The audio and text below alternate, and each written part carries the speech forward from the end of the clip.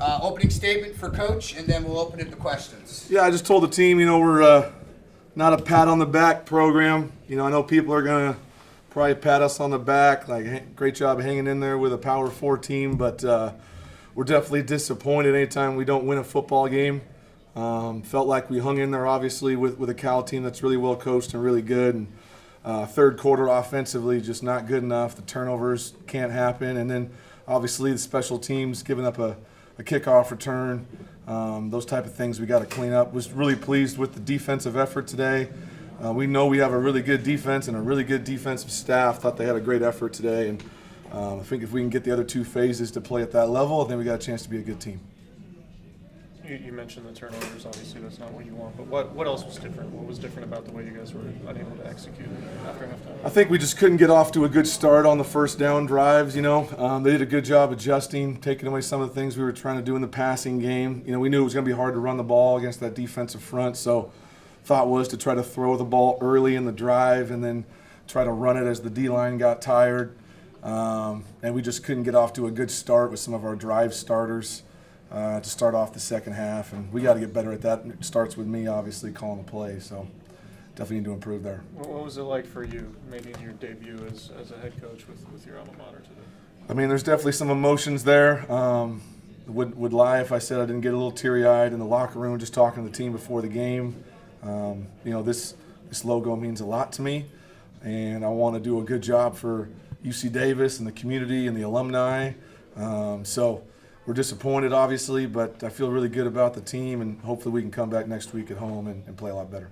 Tim, to confirm, you were doing play calls on offense? Yeah, it's calling plays, yeah. And then, so can you take me through the red zone today? Just why did you feel like you guys couldn't get into the end zone, especially in that first two drives, missed field goal, and then Yeah, I think we got a little too aggressive on the first time we were down there, trying to get a touchdown call on the first and second down play, and they did a good job taking it away. I think we had a close one down there to CJ that we just didn't connect on, so getting long yardage situations, it's going to be tough with that D-line. Obviously, I have a lot of trust in Hunter. He can make that field goal. I know he will. So that was a bummer. Second drive, really the thought process was, early in the game, we wanted to run the clock out. We wanted to keep our offense off the field. And so once we got the ball at the 4-yard line, we basically said, hey, we're going to run this thing. Worst case scenario, we'll take the clock all the way down, limit their drives offensively. I think they only had 22 plays of offense in the first half, which was a huge game plan for us to try to stay in the game. And knowing that if we don't get it on fourth down, they're going to have a really long way to go. And it turned out we got the fumble for the touchdown, so it all worked out in our favor. And what did Wilcox tell you when you guys hugged at midfield?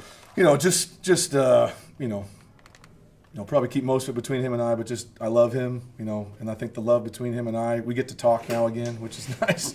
Not being able to talk to him is a bummer, but there's no one I love more in coaching than him. He's family, and so we said before the game, let's just get this one over with, and but I'm rooting for him and Cal for sure.